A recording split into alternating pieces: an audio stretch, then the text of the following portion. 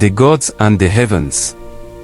What if I told you that the heavens we gaze up at every night, with its millions of stars and glowing moon, are not just a collection of cosmic dust? What if I told you that the very gods who shaped our world still linger in the skies, watching us, guiding us, and sometimes judging us? Sounds like a myth, right? But what if I told you that the heavens are much more than just a celestial body? What if the heavens were the stage for the greatest battle of all, where the gods themselves waged wars that shook the universe to its core? This is the story of how the gods and the heavens were intertwined, and how their actions continue to shape our fate today.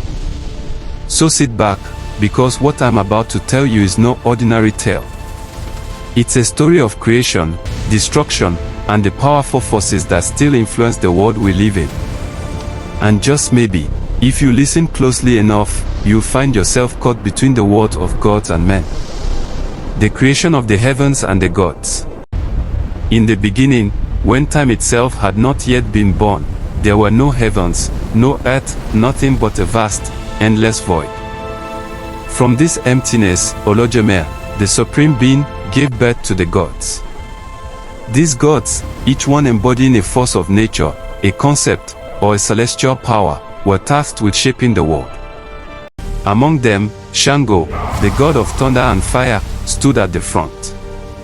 He was the first to be entrusted with power that could shape the heavens and control the elements. Alongside him, Ogun, the god of iron and war, forged the weapons of the gods. And Yemoja, goddess of the waters, was given dominion over the seas and the very essence of life. Together, these gods shaped the heavens. The sky became their realm, a place where stars were born from their power, lightning from their rage, and winds from their breath. The gods didn't just watch from above, they created, they influenced, and they tested the limits of their power. The gods' influence on earth and humanity. But while the gods played in the heavens, the earth below remained barren. Olodumare knew that to complete the creation of the world, the gods must descend. So, he sent them down to earth to bless and transform the land, filling it with creatures, plants, and people. As the gods walked among men, they began to teach them the ways of nature, how to grow crops, how to build, and even how to worship.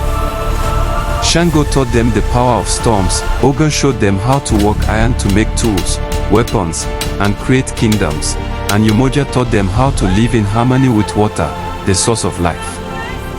The gods were not just gods of nature, they became the gods of the people. But like all powerful forces, their influence was not always benign. With power came pride, and with pride came conflict. The gods weren't perfect, they fought with each other, their egos clashed, and the very fabric of the heavens began to tear. The divine conflict and war in the heavens. The most legendary of these conflicts came between Shango and his brother Ogun.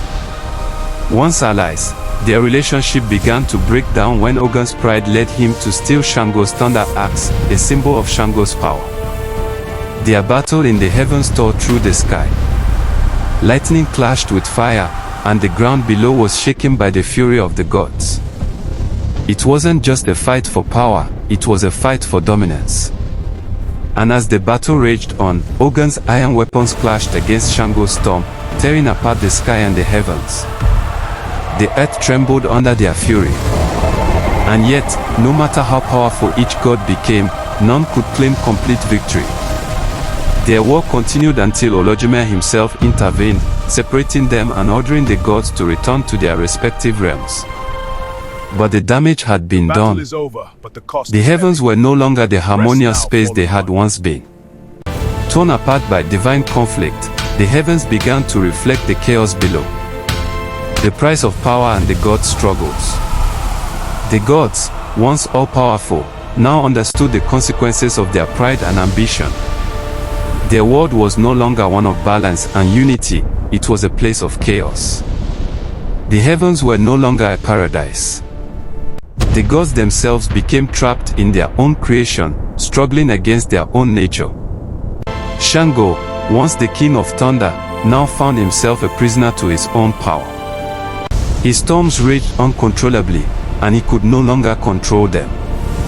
Ogun, the mighty god of iron, now found himself in eternal battle against his own destructive nature. Even Yemoja, goddess of water, found that her power over life and death became a double-edged sword. For every gift she gave, there was a cost. And so, the gods of the heavens, though mighty, now struggled with the very forces they once commanded. Their power, without balance, had led them into a never-ending cycle of regret and destruction. They began to understand that, even as gods, they were not invincible. In fact, they were more human than they had ever realized. The legacy of the gods and their influence on us.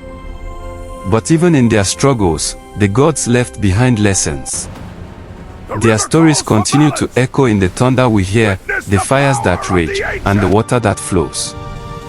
They remind us that power is not meant to be wielded in haste, and that the price of greatness often comes with great sacrifice.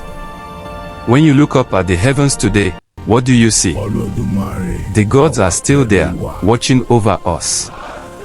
And though we may not see them as we once did, their legacy shapes the world we live in. Each storm, each fire, each wave, these are their gifts and their curses, their triumphs and their failures. And the question we must all ask ourselves is, what will we do with the power we hold?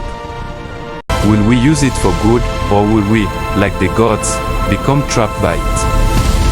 The God story is still unfolding, and now, it's our turn to write our own. If this story made you think, made you reflect, or stirred something deep inside you, then don't keep it to yourself. Share this with someone who needs to hear it. Subscribe to Story Shrine for more ancient tales, divine lessons, and reflections on the gods that shape our lives. And don't forget to hit that bell icon, so you never miss a story. We're not just telling tales, we're keeping them alive. Together. Like, comment, and share. Let's keep the stories flowing. Until next time, my friends, peace.